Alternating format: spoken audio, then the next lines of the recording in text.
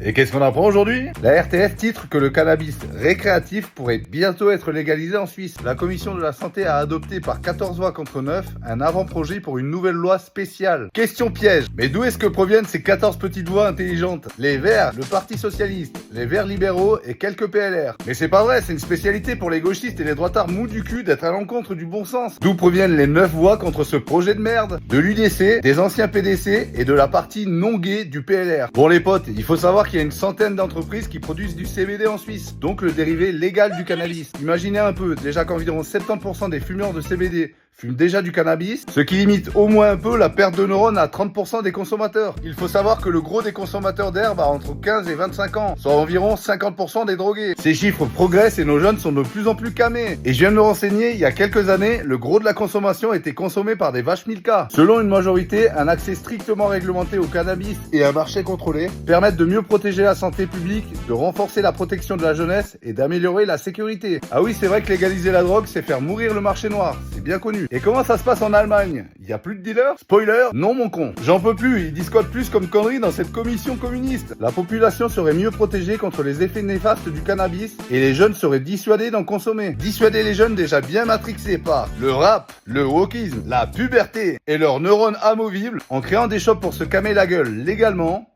c'est une idée de merde.